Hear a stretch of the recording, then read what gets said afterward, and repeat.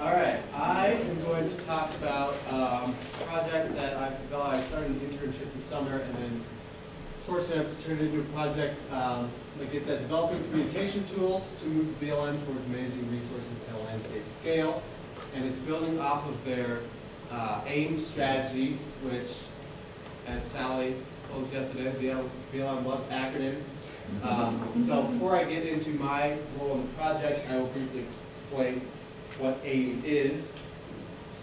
It stands for Assessment, Inventory, and Monitoring Strategy. And it came about maybe 5 years ago. They did an internal review of their monitoring and realized that there's no metrics in there for really understanding the condition or trends of their lands at any sort of landscape or regional scale. And oftentimes, even when they're doing monitoring for grazing permit renewal, that data is really not even useful at a small scale either. So they sat down and identified what some of these barriers were to understanding conditions at a larger scale, and realized that, I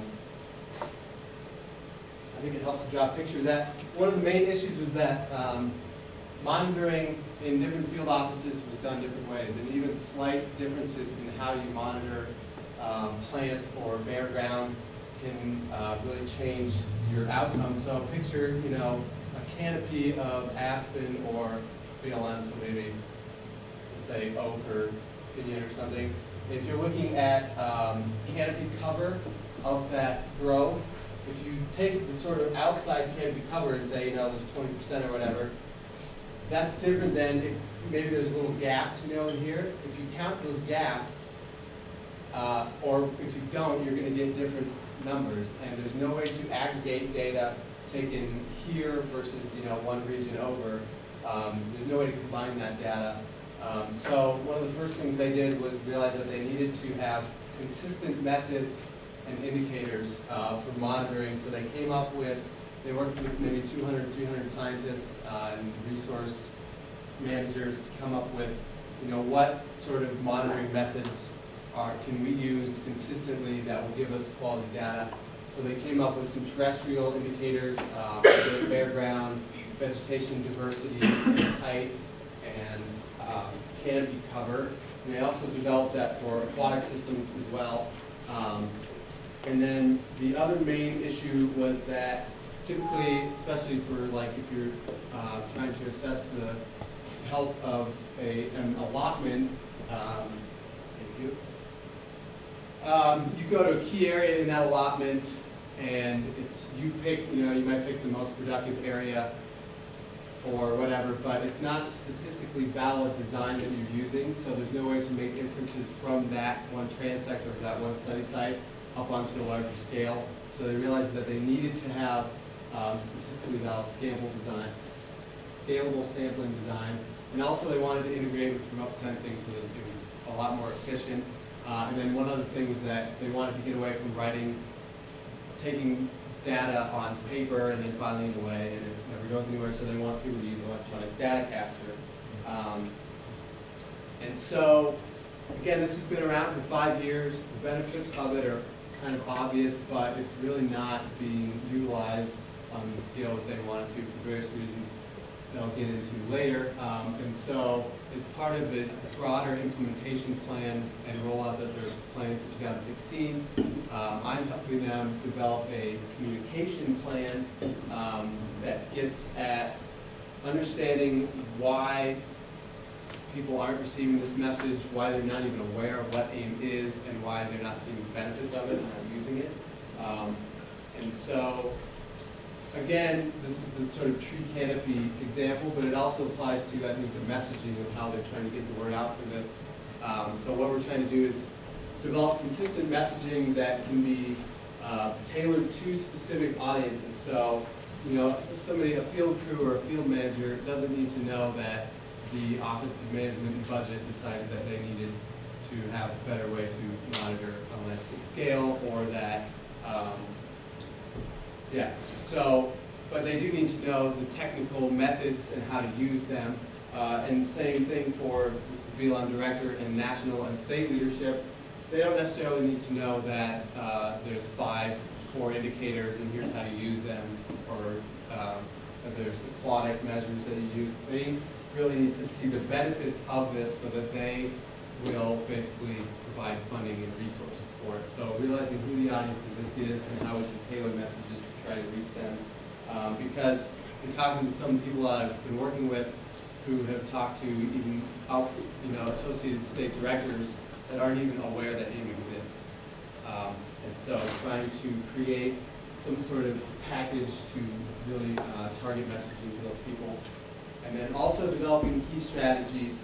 So examples of that are that they do a lot of trainings, and there's lots of requests for more and more training, and it's kind of maxing out the capacity of the AIM team that I've been working with. So we're developing a sort of train-the-trainer approach where we try to train people in field offices and then they go out and train other people. They use a lot of webinars, so developing webinar best strategies. And then also this idea that there's really a lot of high turnover in BLM offices. So there's individual advocates for AIM. You know, I talked to one in outside of Taos, New Mexico, that's really keyed in on AIM and really wants to use it, but how long is she going to be in that office? Who knows? And when, they might set up a whole AIM monitoring strategy for that office, but when she leaves and somebody else comes in, are they even going to know what AIM is and want to use it? So we're developing a orientation package that we hope will be able to be disseminated to incoming BLM employees in an office so they know what AIM is, how to use it. And so there's a lot of already existing communication tools. There's always monitoring manuals. There's fact pages, fact sheets on what AIM is and how to use it. But it's really easy not to, dive into what those are. And then there's lots of projects that have already been developed and are using AIM. And there's like folders like this on their SharePoint that have nothing in them. There's static maps like this that show, look at all these AIM efforts. It looks like, especially in Nevada, that it's really being used, but it's not exactly. There's this, that tells you sort of where, it's really blurry, sorry, where some of these AIM efforts are and who's running them, but there's no way to really see how they were designed and what sort of data has been captured and how it's informing management. And so when I first started this internship, I came in with really no understanding of what AIM was either, and it's really conceptual, and it took me a long time to understand what it is. And really the big problem for me, and I think a lot of BLM employees, is that it's hard to take the concepts and realize them on the ground and what the benefit of those concepts are. And so what I am working on for the next couple semesters is trying to create more visual, tangible examples of what an AIM monitoring project is, what it can give you, and how it's different than traditional monitoring. And so what I'm going to develop is some project fact sheets that detail, we're going to maybe do 10 or 15 to start with and really try to get a diversity of across the West. This is used everywhere in Alaska for lots of different topics, wild horse and burrow management, grazing allotment renewal, health of western rivers and streams, post-fire vegetation, treatment effectiveness. There's really a lot of uses. So trying to show the diversity of uses, how it was designed, and most importantly, how it is informing management. So this is some of the data that you can see that's been produced. You can look at, this is in Northern California. They actually have data of individual allotments, and you can compare the data from that to the field offices and say, wow, the riparian canopy cover in this allotment is really low compared to what it should be for all the field offices. So that's something that we can target as a management objective. And then the idea is to link them to something like this. This is kind of a bad example, but some sort of interactive map where you can sort of pan around the West and click on this project and see this fact sheet pop up. So, if you're one field office over and you see, wow, they designed this monitoring effort and look what data they're getting, maybe I could do that too. And so that's kind of the gist of my project, is really to help communicate the benefits of this for people on the ground as well as national leadership to see this and say, this is worth funding, this is worth dedicating resources for. Challenges, again, institutional barriers, funding, and also the visibility of this, because, you know, is somebody going to go to this website and really look at it? There's ways that we're trying to address that, but that's going to be difficult. And then accomplishments are, it's going to be hard to see the increased awareness of this within the life of my project, obviously, but hopefully 10 years down the road we'll see more indication of it. And then also skill development, developing a website, and developing fact sheets, and talking to lots of employees in an amount of time. So thank you.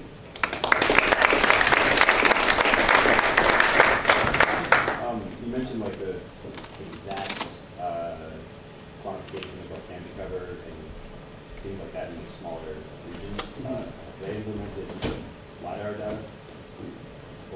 That is kind of vague to me. That's a great question. And that's really trying to get into the remote sensing efforts that they want to use also.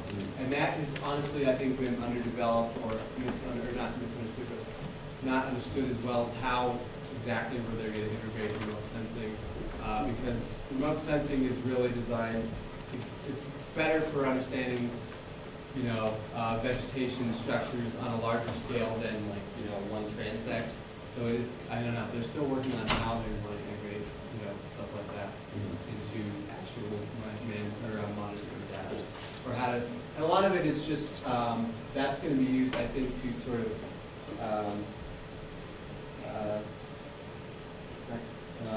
of ground truth the monitoring data on the ground will be used to ground truth remote sensing and see if they're matching up, I think, at least to me. Yes? I missed it at the beginning, but what does AIM stand for? Assessment, inventory, and monitoring. And so it starts with assessment. You know, you go out and you look at the landscape and you say, is this degraded? What kind of condition is this in? And that really helps you inform what your objectives are. And that's another big thing of AIM too, is trying to get people to set up objectives of, you know, here's management issues in this area. How can we design a monitoring strategy that will address that specific objective, rather than just going out, monitoring, and then after that looking at the results of the data and saying, and then sort of designing your objective. So it's sort of a holistic approach. Is there any discussion or opportunity about AIM being accessible to like citizen science projects or partners, BLM partners? Definitely. It's designed to be a lot more accessible than previous data. It's all housed by the National Operations Center, which is where I've been working. They take the data and they do a lot of the analysis. And it is accessible. You have to request it, a lot of it, but they definitely want people to see this. It's not, it's supposed to be very transparent. It's not, you know, just housing it there and nobody gets to see this. And so, I think actually BLM employees can access it without request, but our outside partners, different agencies have to request that data, but they are pretty right. So it seems like you're trying to set up like a standardized method of looking at different sections, whatever it is monitoring for. Would it maybe be more effective to look at a regional or a landscape scale for setting up those monitoring efforts? And also it's just like kind of a smaller objective to try to get everybody in that area on the same page, but I guess you probably need funding nationally, so that's probably where that is the big issue. I mean, and that's one of the real barriers to using this, is that the benefits of it are obvious, and a lot of the previous monitoring data, you know, it's not defensible. It can't really be used. But this is more. There's no if and about that. It is more monitoring. You have to have more plots on the landscape. But that's what you need, really, to be able to look at a landscape scale. Right, because yeah, it just seems like if you're looking at specific landscapes and you're trying to compare it to like some sort of national average, it would seem more effective if it was within that landscape, more of a specific look.